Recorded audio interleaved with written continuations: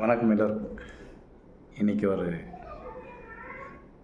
மனம் முழுக்க அமைதி நிறைந்தாலும் பலருடைய வாழ்க்கையில்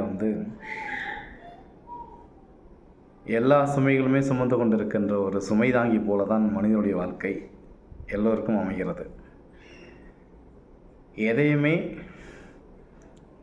பிரித்து பார்க்க முடியாத அளவுக்கு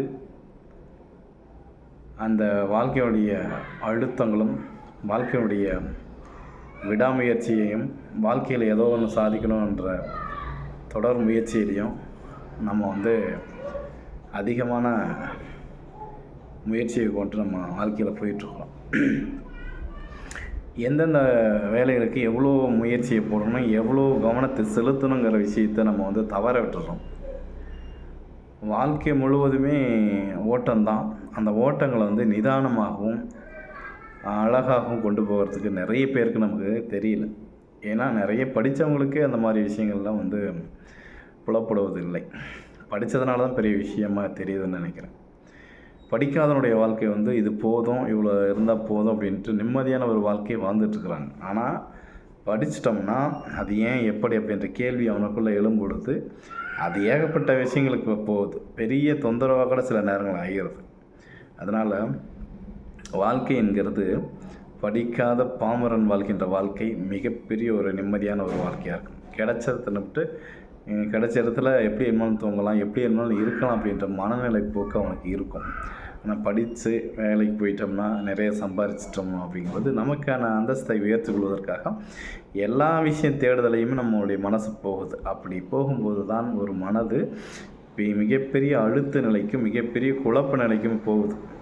அந்த மாதிரி சூழலில் சர்வசாதாரணமாக இயல்பான ஒரு மனித வாழ்க்கையை நாம் மேற்கொண்டால் மட்டும்தான் மனதில் பிடித்தமும் மகிழ்ச்சியும் இன்பமும் உண்டாகும். இல்லை என்றால் தடுமாற்றமும் மிகப்பெரிய அழுத்தமும் மிகப்பெரிய ஒரு வாழ்க்கையுடைய ஓட்டமும் அதை நோக்கி ஓடுவதை பணம் சம்பாதிப்பதை மட்டும்தான் நம்முடைய வாழ்க்கை இருக்குமே ஒழிய ஒரு பட்டாம்பூச்சி போல் ஒரு காற்றடைத்த பலூன் எப்படி சுதந்திரமாக பறக்குமோ அதுபோல் நம்முடைய வாழ்க்கையும் இருக்கணும்னு எல்லாருடைய மனசும் தான் இயங்கிக்கிட்டு இருக்கு.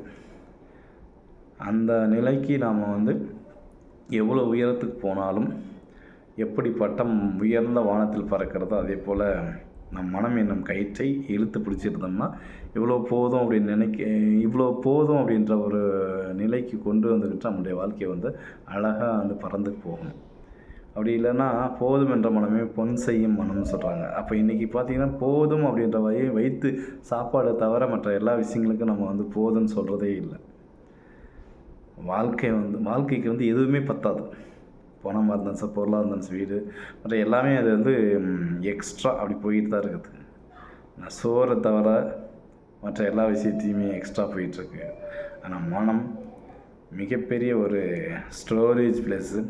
அதில் நிறைய அழுத்தங்களையும் நிறைய குப்பைகளையும் நிறைய அழுக்குகளையும் சேகரித்தோம்னா நம்முடைய வாழ்க்கை வீணாக போயிடும். அதனால் எப்போதும் மனம் நிம்மதியை தவற விட்டுறாதீங்க. வாழ்க்கை ஒவ்வொரு நாளும் கடந்து போகிறோம், மீண்டும் திரும்ப இயலாது. அழகான ஒரு வாழ்க்கையை சர்வசாதாரணமாக வாழ்ந்துட்டு போகின்ற ஒரு இயல்பான ஏழை விவசாயி, ஏழை ஒரு மனிதன் எப்படி வாழ்கிறானோ அப்படி வாழ்ந்து விட்டு போகிறது மிகப்பெரிய ஒரு சந்தோஷமான வாழ்க்கைன்னு என்னுடைய தனிப்பட்ட கருத்து. உங்களுடைய கருத்து என்னென்னு கமெண்ட்டில் சொல்லுங்கள். நன்றி, வணக்கம்.